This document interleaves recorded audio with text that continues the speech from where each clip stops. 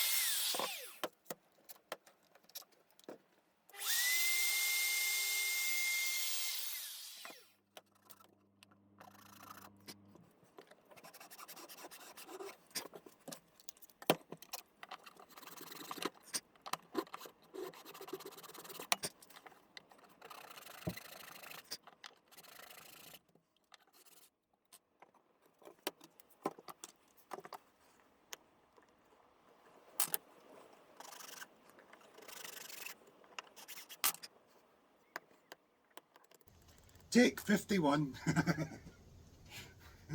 It's like trying these videos sometimes. Anyway, yeah, so I've got my binding channel all sorted both sides. Yeah, a little bit of filing, a little bit of knife. Sorted. Anyway, I've got my really nice piece of binding when it worked out really nicely. That's perfect. That's going to look great along there. And it's plenty of extra length. So I'll be able to cut all that whitey bit off of there. This side, the troublesome side on the other hand, the piece that this piece I made a second piece after the first one went boom. But yeah, it's slightly short still, so I don't know, I think I'll come up with something. And I've got the broken remnants of the first piece that I tried to make that didn't go plan. But you know what, I could just, on this side, it's not so important. I can do super glue and sawdust, bit of mica powder, anything I like really. It won't matter. This side is the one, I want this side nice and clean. So you got the side dots in and they're very obvious. So that's the main thing. And the fret ends will be all disappeared. I think it's going to look really smart. To be honest, I think it's going to look great. So yeah, anyway, radiusing next, but I'm going to leave that till tomorrow because we're about tea time now. So yeah. Then we'll go on to radiusing tomorrow.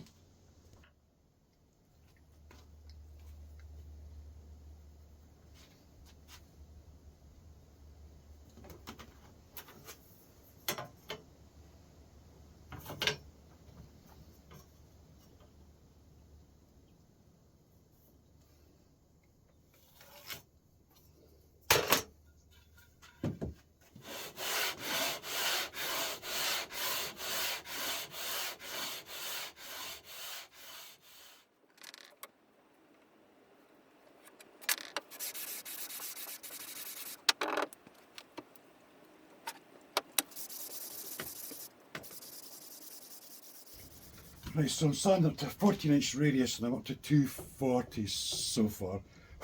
I'm not sure there's much point in going any further at the moment, because I'll have to sand the binding as well once I've put that on. So I think I'll stop there at the moment. So I'll get these slots sorted out, deepen these slots, and then see about sticking on some binding, I suppose.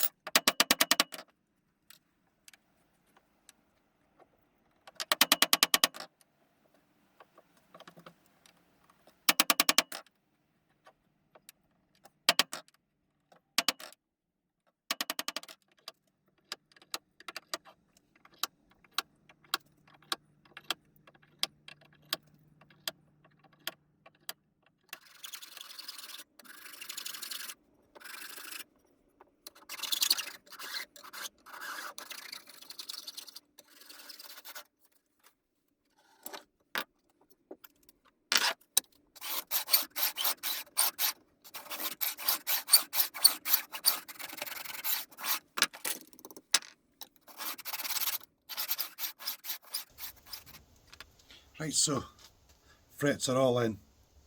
I'm very happy with that. And of course they've filed all the edges and stuff.